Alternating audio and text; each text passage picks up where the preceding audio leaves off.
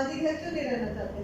बेटे रखना नहीं चाहते ना। तो ये माजी हैं, अकबर खातून इनका नाम है, अब ये हमारे पास रहने आ गई हैं, अपनी मर्जी से हैं। हाँ, अपनी मर्जी से आ गई। अच्छा, पहले ये ओल्ड हाउस में ही गवर्नमेंट के वहाँ से हमने इनको जो हमारा रिहेबिलिटेशन का मॉडल था हमने इनको घर में शिफ्ट किया, लेकिन फिर इनको मसले मसाइल है, तो अब क्यों माजी घर क्यों नहीं रहना चाहते? बेटे रखना नहीं चाहते ना, ये मुझे नहीं रहने देते।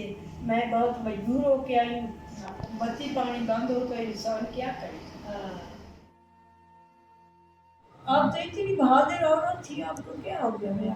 आप कह रही ना जयनमाज लकड़ी की उठा लेते थे सर पे, हैं? बेटा मेरे मान गाने दसे थे उठाने।